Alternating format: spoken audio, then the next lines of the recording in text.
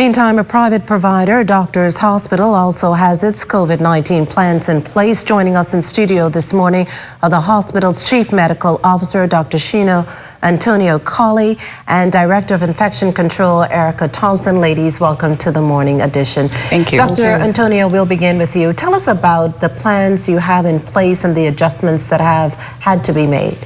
So, as we all know, we are now faced with having our first case of COVID-19 in country.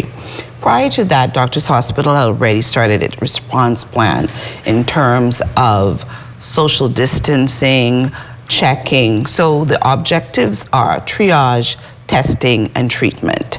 So on the triage part of it, since last week, we have instituted that all the entrances except for the main entrance has been closed. And the main entrance is the only entrance, and upon entering Doctors Hospital, you will be screened. That screening involves a questionnaire as well as a temperature check. You'll be encouraged to do hand hygiene at that time before entering our institution. Let us in on your training and manpower capacity, if you will.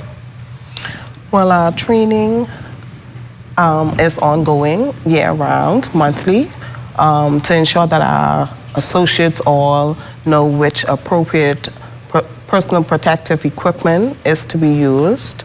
And also, we ensure that we do mask fitting to ensure that we place them with the appropriate mask to be used in infectious disease cases as we are faced with COVID-19. We are about to beef up our training with training additional trained observers, because we want to make sure that when our associates do have to don a PPE in order to care for a COVID-19 patient, that it's done appropriately, it's done safely, both putting them on and taking them off to ensure that they are safe. You're saying additional, do you have a specific number in mind?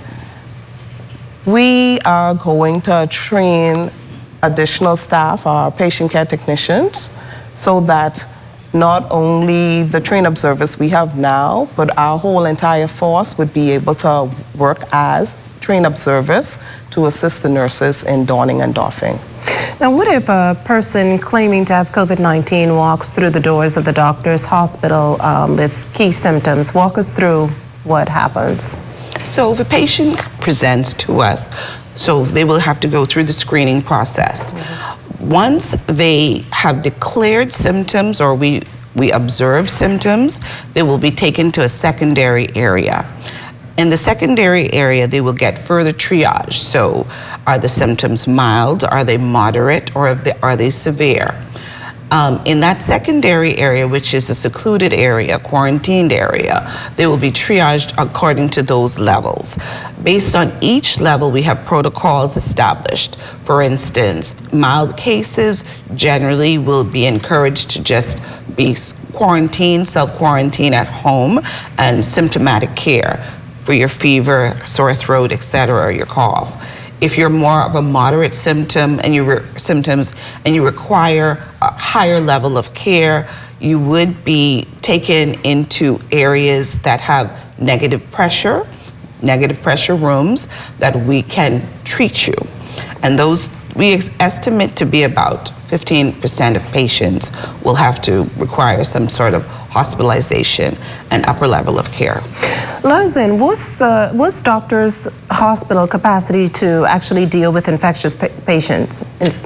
So if we have patients who are infectious or who are contagious, right now we are able to, in our main campus, in terms of our negative pressure rooms, we have the capacity to treat at least 8 patients in a negative pressure capacity. If we're talking about regular patients and things that don't look infectious, then we're not limited in terms of what we can treat or how we can treat. Now, we understand the government will use your Blake Road facility to treat individuals who test positive for COVID-19. Give us some more information on that.